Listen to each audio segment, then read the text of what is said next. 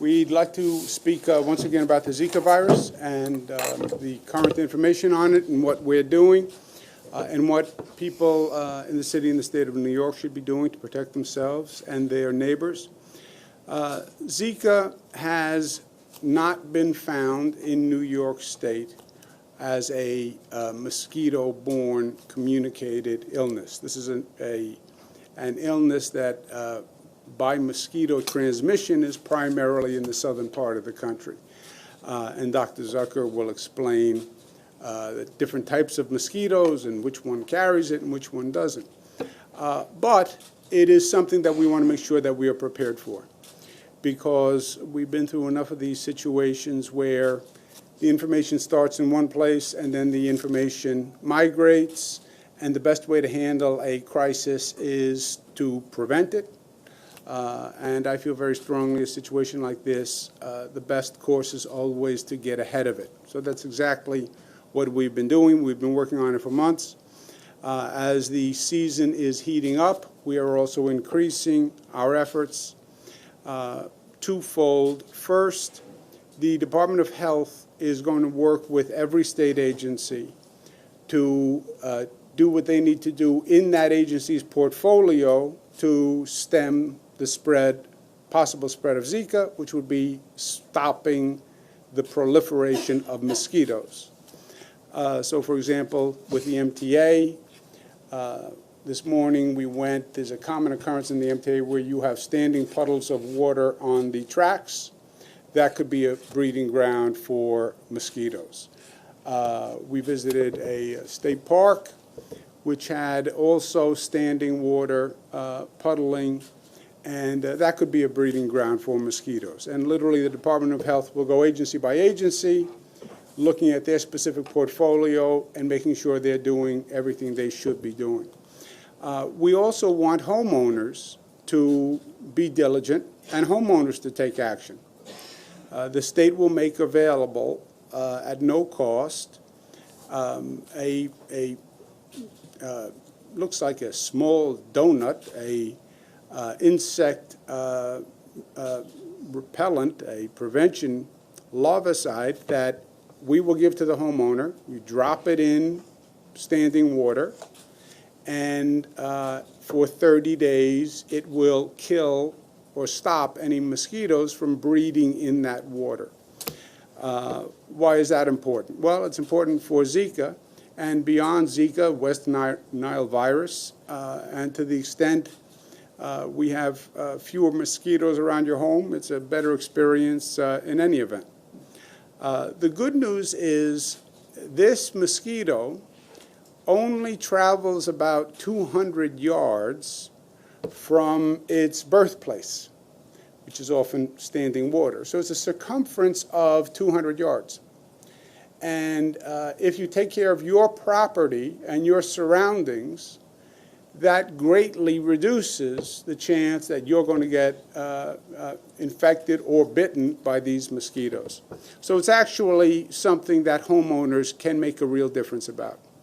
And again, with the number that we'll give out today, phone number you give out today, you call the phone number, 888-364-4723, 888-364-4723, and we will send free of charge to a homeowner a packet. If the homeowners are doing what they need to do, we've been speaking with the commercial property owners who are aware of it, and then the government facilities are ahead of it, then we're doing everything we can do. And that is the goal. With that, let me turn it over to Dr. Zucker, our health commissioner, who will give you more information.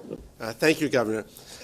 Today, as you know, we're here to talk about eliminating a very dangerous nuisance, which are mosquitoes, and taking protective actions so that you don't get bitten as well.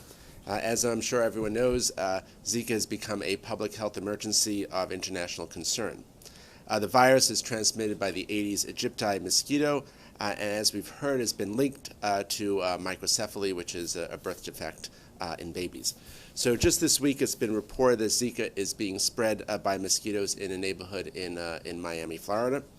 So we have a very close working relationship with the Centers for Disease Control and New York State remains in contact to receive any updates regarding that and regarding any travel advisories to the affected areas, both in Florida but also around the world. And while Zika's impact has been hardest hit in the countries in South and Central America, New York is truly hardly immune. As of this morning, we had 537 positive cases confirmed, 123 of those outside of New York City and 414 in New York City. The cases have been related to travel, all but 5, and those 5 cases were sexually transmitted cases. The department has received more than 6,700 specimens from individuals for testing at our Wadsworth lab up in Albany. And to make sure specimens are properly collected and shipped, we have recruited 125 Zika collection sites across the state, and that's in every county. Since the 1st of February, New York has been aggressively addressing Zika. We've hosted many dozens, for that matter, of educational webinars. We've targeted them to the health professionals who particularly need that, for example, obstetrics and gynecologists, midwives, family practitioners, emergency preparedness partners that we have, as well as all the local health departments. We set up, as the governor mentioned, a Zika information hotline, 888-364-4723, and we've taken about 4,000 or so calls so far from the public and from local health departments as well. We've also activated a statewide data system, which is called the Clinical Data Management System.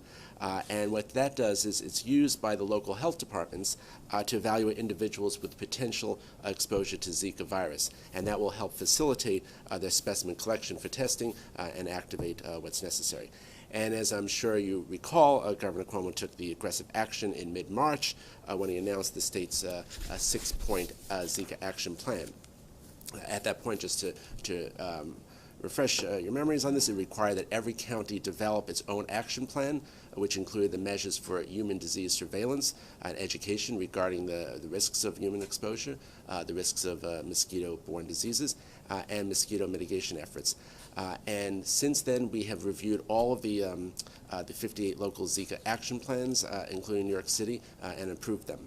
The department has also received 100,000 larvicide dunks, and they contain bacteria that's toxic to the mosquito larvae, so they'll die before they get to adulthood.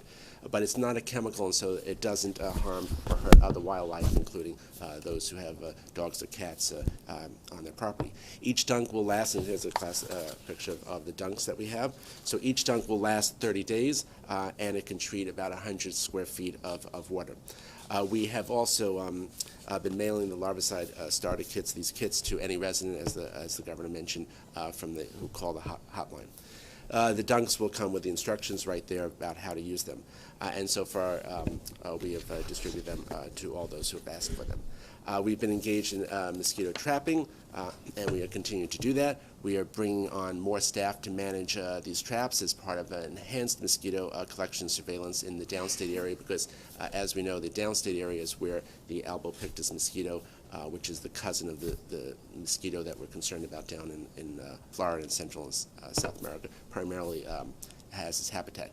We also have been targeting pregnant patients who may travel to affected areas.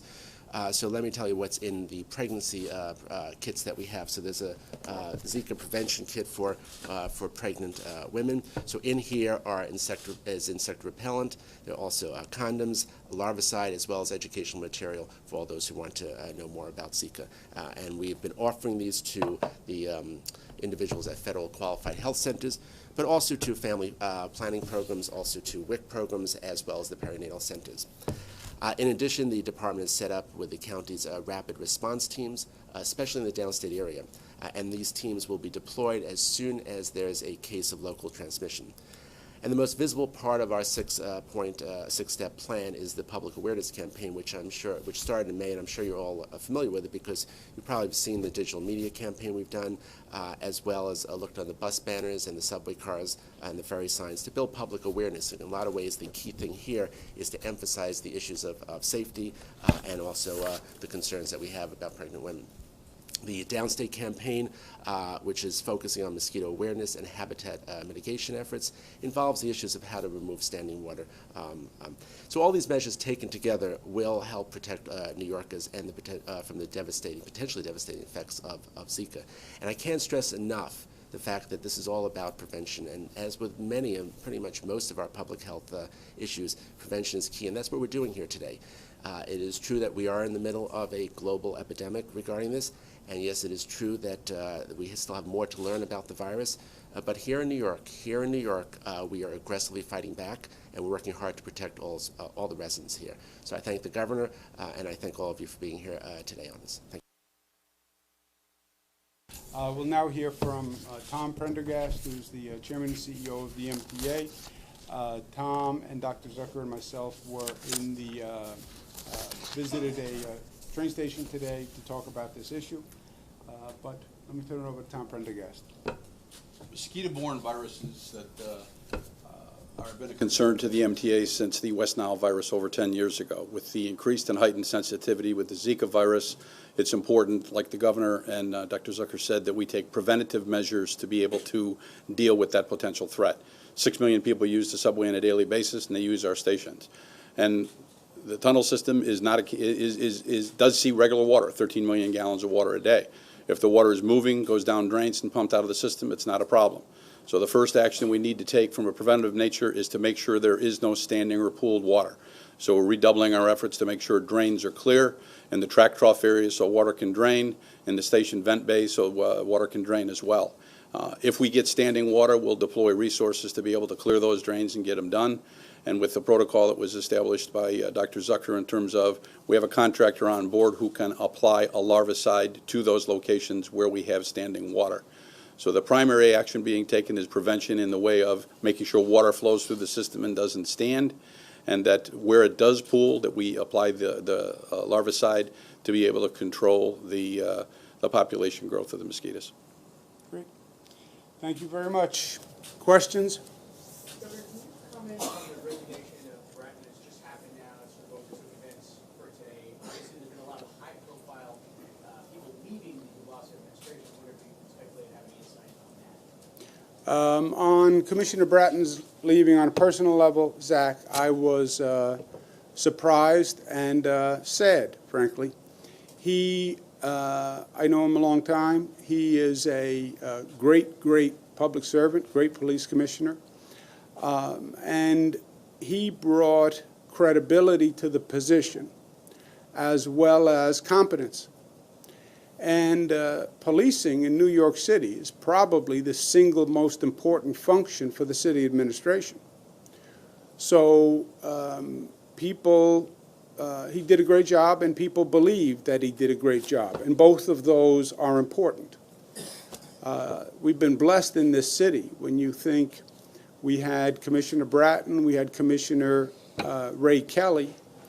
Ray Kelly and Commissioner Bratton are probably the Babe Ruth and Lou Gehrig of police commissioners, right? I mean, these were really two of the best. And people can argue between Babe Ruth and Lou Gehrig who they like better, but there's no doubt that Kelly and Bratton really were two of the finest.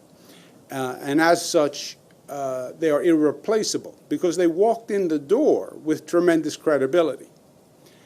So that was my reaction. I don't know the why, the how, any palace intrigue on the issue. But you asked for my reaction, that's it. Governor, can you talk about what moral responsibility you feel homeowners have to address the issue of the standing water for the neighbors? Moral responsibility, I don't get into moral responsibility. Civic duty, being a good neighbor, acting in their own self-interest, that's all wrapped in here, right?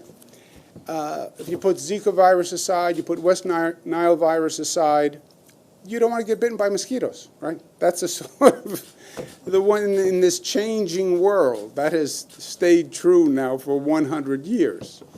And we're making it very easy for you to basically police your property, and we'll give you the materials to actually prevent the mosquitoes from germinating. So I think it's in their interest. And as far as being a good neighbor, it helps. 200-yard circumference. And if everyone did it, it would make a really significant difference. Governor, can we get your reaction to the appointment of Chief Jim O'Neill as the next commissioner? Yeah, I don't have no personal familiarity with the chief, so I wish him well. Your spokesman said earlier this week that when the mayor... I'm sorry, can you, Eric, I didn't hear what you said. Sure. Your spokesman said earlier this week that when the mayor is acting competently and non-politically, the governor supports them. And when the mayor's administration is acting incompetently and politically, the governor has to step in and protect the residents of New York City. Can you provide some examples of situations in which you believe the mayor is acting incompetently? Well, I think the statement is perfectly clear. I represent the people of the city of New York. I represent the people of the city of Buffalo. I represent the people of Montauk Point, right? I represent people all across the state. I happen to be a lifelong New York City boy who now represents the people of the state. If a mayor, any mayor, is not doing his job, either because for one reason or another, or can't do their job for one reason or another, or is playing politics with an issue for one reason or another, I'm not going to allow the people to suffer and pay the price. Sure, but, sorry. I was just wondering what you're referring to, which situations would you... It's a general statement. There's no I wasn't referring to any specific. You have something called the Constitution. You have the state laws, and you have federal, state, and local government. Cities are creatures of state law. And if the local government isn't doing what it needs to do, it's the responsibility of the state government to then step in. If the state government isn't doing what it's supposed to do, then the federal government steps in, right? That is Civics 101 and Government 101.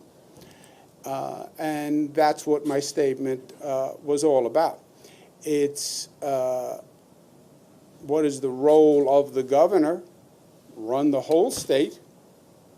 And if there's a situation where local government is not doing its job for one reason or another, then you step in. Otherwise, would you sit back and let people suffer? Would you sit back and let people be part of a political game or some politician's ploy because they're overly political? Of course not. Then I wouldn't be doing my job. Governor, advice on the people heading to the Olympics, perhaps, as it relates to the Zika virus? And do you want to say to those people who are going into ground zero of Zika? Well, that I'll turn to the good doctor because that's above my pay grade. I think there's two parts to this. One is the issue of taking all the necessary precautions. So if you're going down there, you know, insect repellent and wearing long sleeves and also remember this is a mosquito that usually prefers to be out during the day. So just be aware of that. And then the other part is that you know, there are advisories that if you're pregnant not to travel to Zika affected areas, and I would support that strongly. Question for either the commissioner or the governor. At this point, what do we think the likelihood is that these specific Zika mosquitoes will travel to New York? And are you operating under the assumption that this is going to happen at some point? I'll let the doctor go first because I'm curious what he says. So what? Thank you, Governor. So the thing is that we know that there's two types of mosquitoes. That the Aedes mosquitoes. There's the Aedes aegypti and the Aedes albopictus mosquito.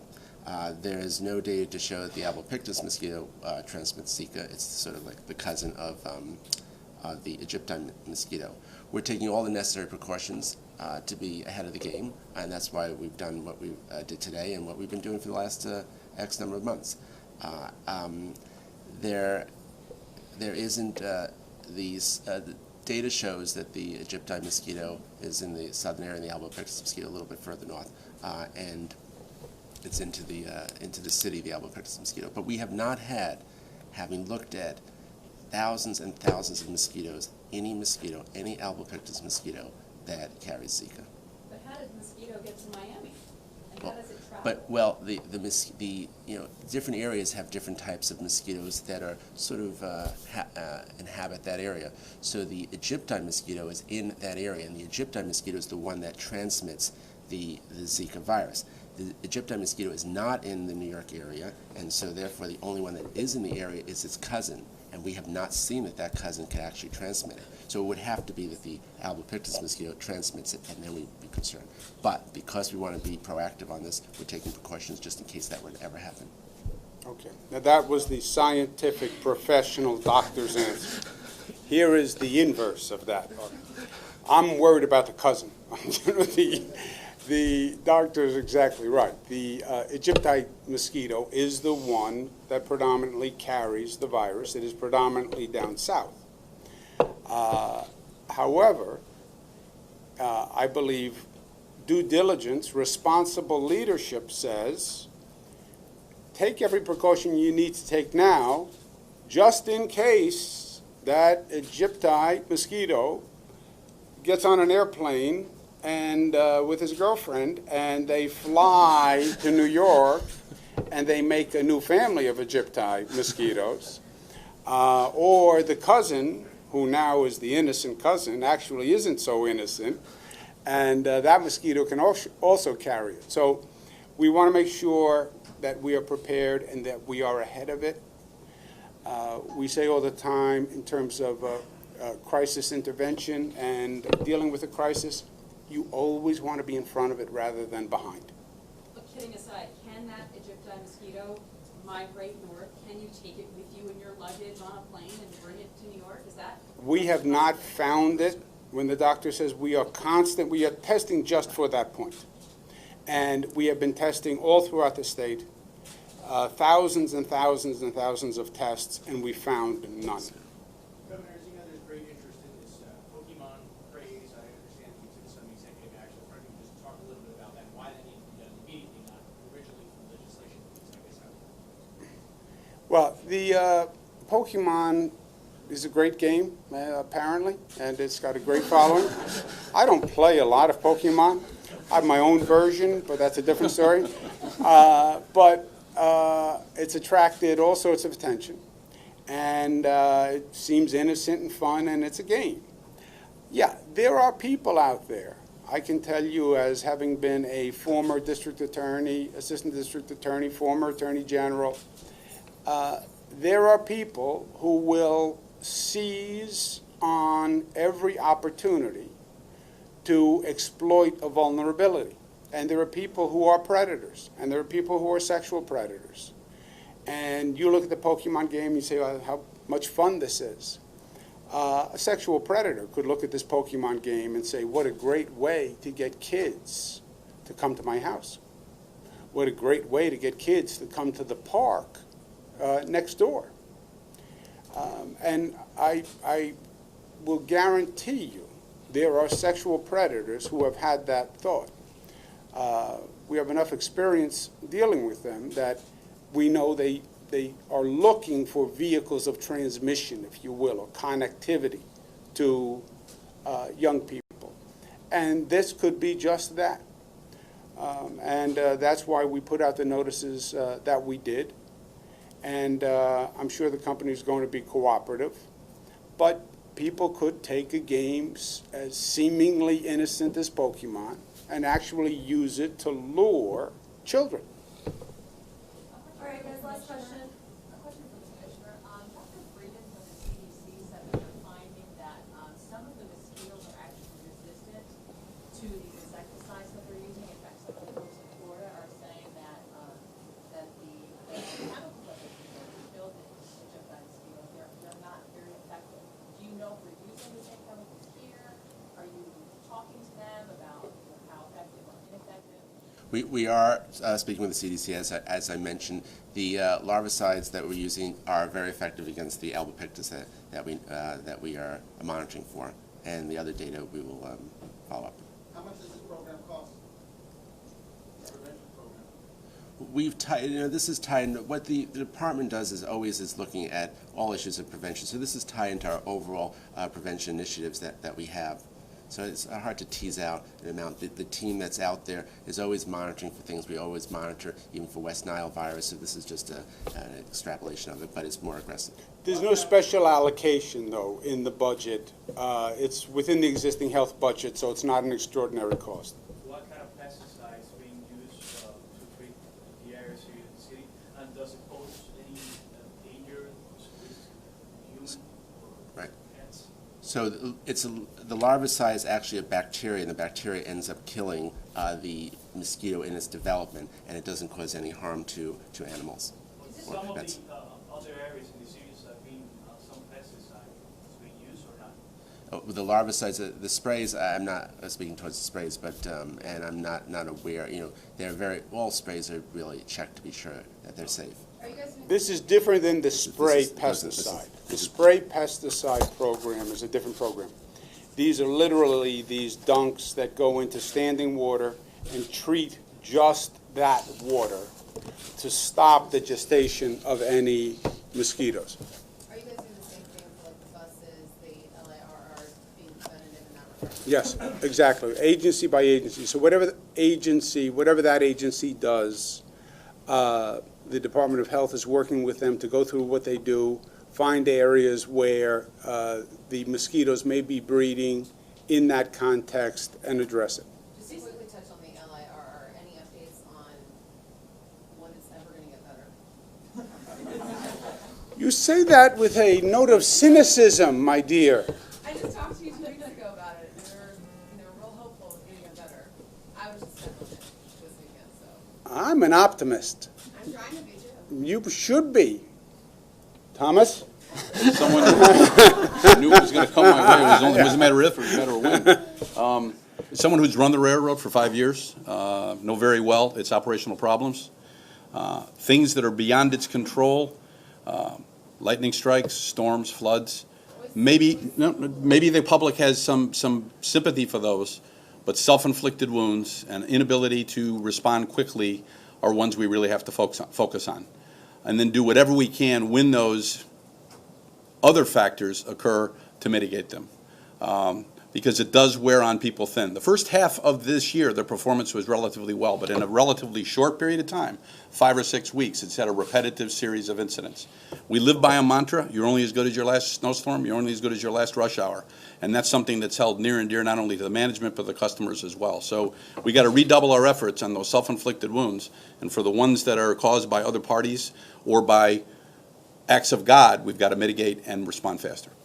Let me also follow up on that, if I might. I often say that Tom is the toughest job in the state, period, in terms of public service, because it is massive, and we're moving more and more people than ever before, and the facilities are getting older, et cetera. And the main challenge is, when I responded to Erica's question, I believe one of the main frustrations with people in this country today is they have real problems, real issues, and they are frustrated by the incompetence of the government, or the apathy of the government, or the gridlock of the government. Any of the three. Washington gridlock, you go to do a construction project that takes forever, or you're just playing politics. We work very hard to do the exact opposite. Competence, performance, make it work, get it done faster, instill confidence in people that you are competent, right? So Bill Bratton, people were confident in his confidence when it came to policing, which frankly is the most important thing the city does for a lot of people. The MTA has made tremendous gains in that regard. New subways, new buses, $27 billion, largest capital plan in history, the most expansive plans to rebuild and reconstruct the entire system. One of the problems with the Long Island Railroad is at points there's only one track, literally one track. And something happens on that one track, everything stops. Well, how can that be that there's only one track? Because when they went to build a second and a third track, there was community opposition. and community opposition stopped everything. So you're operating a system with one track. Just think about it. One train gets stuck, one tree falls and goes across the track, one track breaks, everything stops. We are working aggressively on the second and the third track, which will then give us a redundancy that we don't now have. So sometimes structurally you are limited. And the Long Island Railroad, I believe, you are structurally limited. As long as there is only one track and you are subject to anything that happens on that one track, your reliability is going to be a problem. That's why we're pushing on the second and the third track, and we're getting the information to people on the other side, so it's not just the naysayers who rule the day. But that's one of the problems with the Long Island Railroad. But I hear your frustration. I hear your cynicism. More importantly, Chairman Prendergast hears it and feels it. And we are doing everything we can to address it. Have faith and hope. And I think if you look at the track record, you will see this is a government that performs competently. We get things done. We say we're going to get it done. We get it done. And we get it done on time, efficiently, and effectively. And you know what? That's 99% of it to me. Anything else? The large site you're using in the subway system, is this the first time or They have been, this is part of the MTA's general protocol, starting with the West Nile virus especially. Plus, you want to keep mosquitoes out of the subway system. But this is the most intensive effort that we have done, prompted by Zika. So it's been done, this type of large site? I don't know if they've used this material. The focus has been on rodenticide, which is rats. This is, I think, the first time with an aggressive approach to larvicide, because we're paying attention to the issue of stopping it, in its development. Rodenticide. That's a word you don't hear every day. Governor, the other week, transportation advocates tried to push the MTA to improve bus service in the city, which was in shedding ridership and over reliability issues. And some advocates I talked to tended to believe that top MTA brass and officials on the state level weren't pushing the MTA to improve bus service. Where do you think bus service fits in New York City, and what do you think it needs to be improved about it? What do you say, top brass? Well, the majority of the people we carry, 6 million people, are on the subway. 2.5 million people are carried on the bus system. Some people are far enough away from the subway that they actually need the bus system. And cross down to Manhattan, you need the bus system. So we've had very aggressive efforts with the last two administrations at the city, to New York City DOT, to ways we can improve traffic flow. The slowest traffic speeds in the Western Hemisphere are in Manhattan, 1.6, 2.6 miles an hour. So we need to be able to improve that. And we need to work with it with things like dedicated bus lanes, better bus lane enforcement, keyed traffic signals, things of that nature. And focus on areas where we know we need to improve the level of service. Because if we get the level of service up, I think the ridership issue in terms of it dropping will level off. So there's a high level commitment at the MTA and the New York City Transit and MTA bus to be able to improve that level of service. All right, guys, thank you. Thank you very much.